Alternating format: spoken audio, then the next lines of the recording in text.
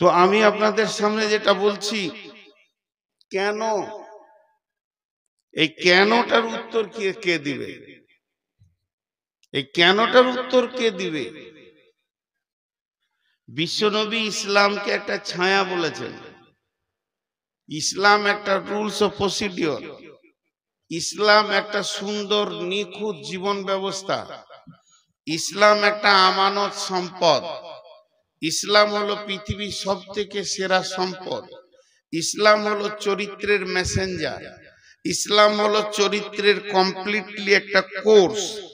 যে ইসলামে ঢুকে যাবে তার চরিত্র ঠিক হয়ে যাবে, চরিত্রে কোনো গোলমাল থাকবে না। ইসলাম একটা লিকবিহীন টিউব, যার কোনো লিক খুঁজে পাওয়া যাবে না। ইসলাম হলো একটা মানুষের সুন্দর জীবন ব্যবস্থা। কিন্তু বিশ্বনবী আর একটা কথা বলেছেন, ইসলাম একটা প্রাসাদ। ইসলাম একটা প্রাসাদ।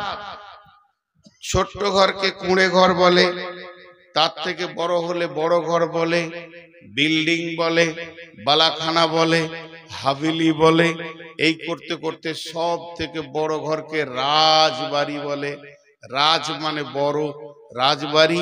তো ইসলাম হলো একটা প্রাসাদ, প্রাসাদ, প্রাসাদ। এবার চলেন, হযরতে আবু হুরায়রা রাদিয়াল্লাহু তাআলা আনহু বলছেন যে কিয়ামতের আলামত বর্ণনা করতে গিয়ে বিশ্বনবী প্রথমেই বললেন, ইযা তুখিজাল ফাইয়্যু দুবালান, ইযা তুখিজাল ফাইয়্যু দুবালান, ইযা তুখিজাল ফাইয়্যু দুবালান। জনসাধারণের নেতারা লুটে খাবে। তাহলে প্রথমে নেতাদেরকে কেন ধরলেন? এই প্রশ্নের উপরে যদি উত্তর দিতে যাই তো 20 থেকে 25 মিনিট লাগবে, কিন্তু একটা উদাহরণ বলে দিব। তো প্রথমেই নেতাদেরকে আল্লাহ রাসূল কেন ধরলেন? উনি 15টা কথা বলবেন, কোন জায়গায় 10টা কথা বলেছেন, কোন জায়গায় 20টা কথা বলেছেন, যে এইগুলো তোমরা কিয়ামতের আগে দেখতে পাবে।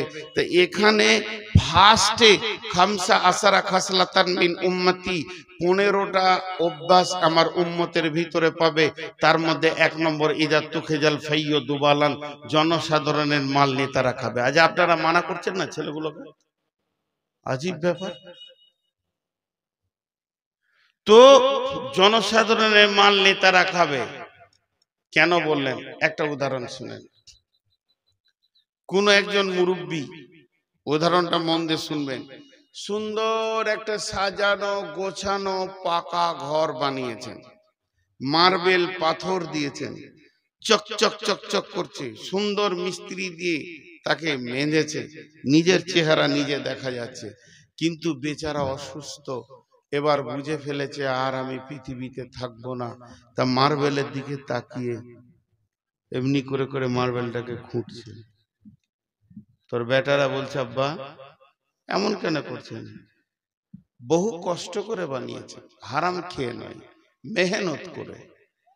তো বলছে মার্বেল গুলো সব দাগ হয়ে যাবে, দাগ হয়ে যাবে। ছেলেরা বুঝতে পারলো না, বলছে ঠোকা ঠুকিতে এগুলো দাগ হয়ে যাবে, দাগ হয়ে যাবে। বড় ছেলে জড়িয়ে ধরল, আব্বা এটা কেমন বলছেন? আমি মরে যাব, তোরাও চলে যাবি, এই রক্তের এমন ছেলে জন্ম নেবে তার মদের বোতলে এই জায়গাটা দাগ হবে। সে যখন মদ খেতে ধরবে তখন আর মার্বেলের ইজ্জত বুঝবে না। তো বিশ্বনবী ইসলামকে একটা প্রাসাদ বলেছেন। বিশ্বনবী ইসলামকে প্রাসাদ বলেছেন। এই প্রাসাদটা কতগুলি ইট দিয়ে বানানো হয়েছে? 1,24,000, কম বেশি 1.5 লক্ষ ইট লেগেছে প্রাসাদটা বানাতে।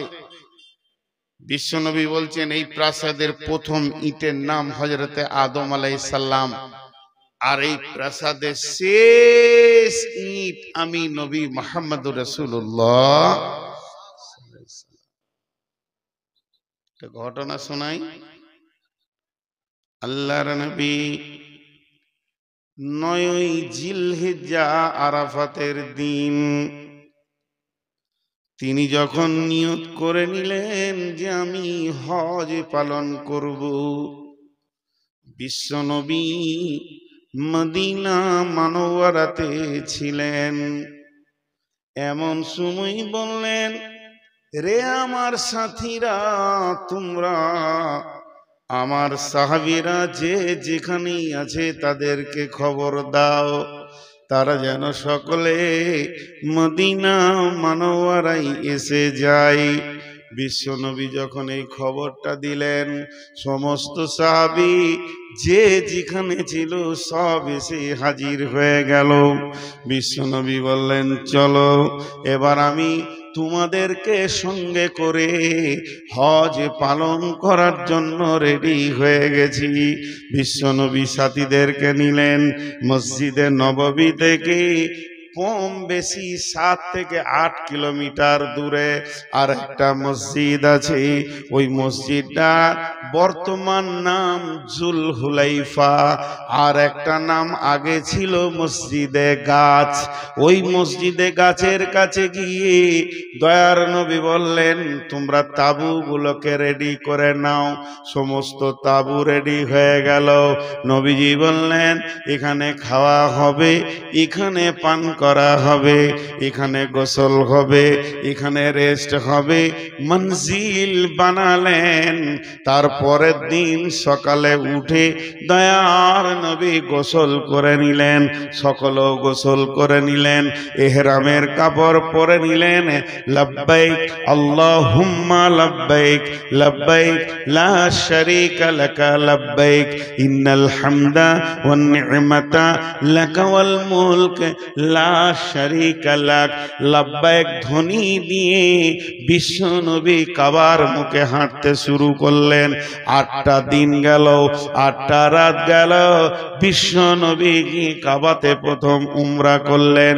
উমরা যখন শেষ হয়ে গেল, তারপরে তিনি চলে গেলেন মিনার ময়দানে। মিনার ময়দানে 5 ওয়াক্তের নামাজ হয়ে গেল। মিনার ময়দানে নামাজ সেরে এরপরে বিশ্বনবী চলে গেলেন 9 জিলহিজ্জা আরাফাতের ময়দানে। হযরতে বেলাল আজান দিলেন। একটা আজান হলো, বিশ্বনবী জোহরের নামাজের সালাম ফিরলেন।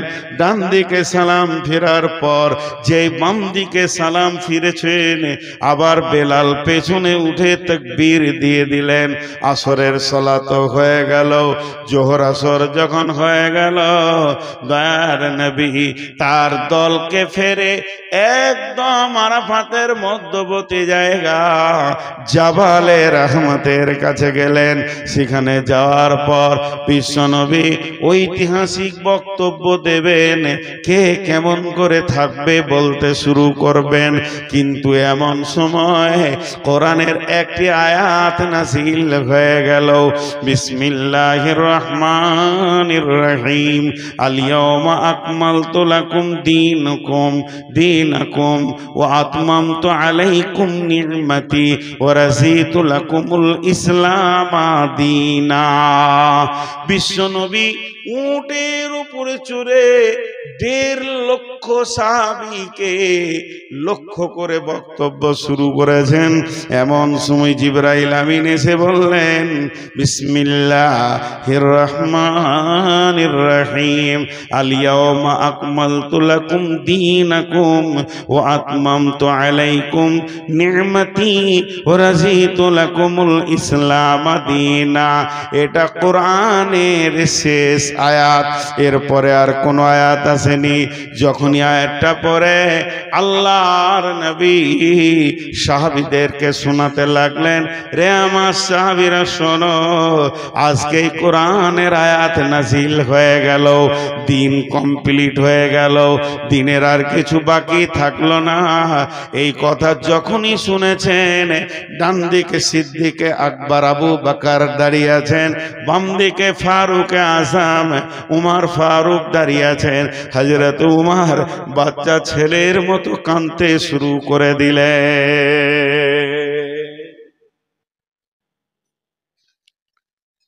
উমরের কান্নার দিকে সবাই তাকায়, কাঁদছে কেন রে?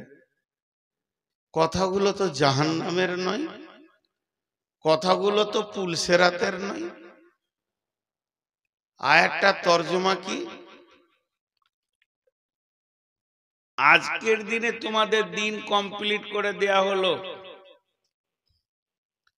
তোমাদের নিয়ামত পরিপূর্ণ করে দেয়া হলো, আর এই ইসলাম নামে দিনের ওপরে আল্লাহ রাজি আছেন। এখানে তো জাহান্নামের কোনো কথা নেই। একটু মনোযোগ, একটু মনোযোগ, 2টা মিনিট টাইম দেন আপনারা আমাকে। তো হযরত উমর কাঁদতে শুরু করলেন।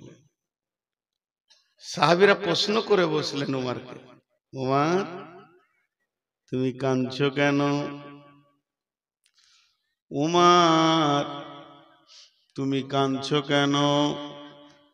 হযরত উমর বলছেন, রে রাসূলের সাহাবীর দল, যখন কোনো জিনিস তৈরি হয় তার ওজন বাড়ে। আমি বললাম একটু মনোযোগ নাইলে বুঝতে পারবেন না। যখন কোনো জিনিস তৈরি হয় তার ওজন বাড়ে, কিন্তু যখনই জিনিসটা কমপ্লিট হয়ে যায় তখন থেকে তার ওজন কমতে থাকে। তার মানে আজকে ইসলাম নামে ইজিমটা তৈরি হয়ে গেল, এরপর থেকে ইসলাম ধীরে ধীরে কমতে থাকবে।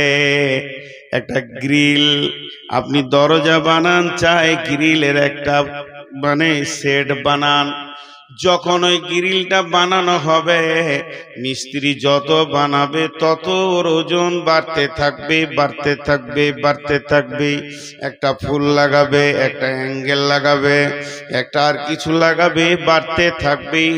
যেদিন গ্রিলটা কমপ্লিট হয়ে প্রাইমার দিয়ে রং করে দেবে, কমপ্লিট হয়ে যখনই গ্রিলটা লেগে যাবে প্রতিদিন ওর ওজন কমতে থাকবে, জং ধরবে, চটা ধরবে, ছাড়বে, পড়বে।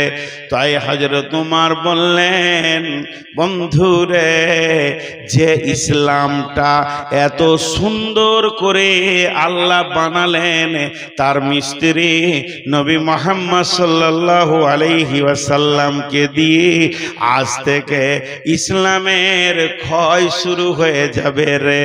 শুধু তাই নয়, আবার ইসলামের মেসেঞ্জার করে পাঠানো হয়েছিল বিশ্ব নবীকে। আজ থেকে নবীজির ছুটি হয়ে যাবে। তার মানে ইসলামের জন্যই আল্লাহ ওনাকে পাঠিয়েছিলেন। ইসলাম কমপ্লিট হয়ে গেল, তার মানে বিশ্ব নবীর ডিউটি শেষ হয়ে গেল। এবার বিশ্ব নবীর বিদায়ের পালা পড়ে গেছে। আমরা আর নবীজিকে এরপরে মদিনাতেও দেখতে পাবো না, মক্কায় দেখতে পাবো না। তার জন্য বিশ্ব নবী হযরতে মুআজকে বলেছিলেন, মুআজ রে তুমি শামে চলে যাও, অমুক দেশে গিয়ে শাসন করো। হে মুআজ, আজকে তোমার সঙ্গে আমার শেষ মোলাকাত। এরপরে যখন তুমি মদিনায় আসবে তখন আমাকে পাবে না, তুমি পাবে মসজিদে নববী আর আমার কবর, এর মাঝেই তুমি চলাফেরা করবে। মুআজ হাজার চেষ্টা করলো আমাকে আর তুমি দেখতে পাবে না।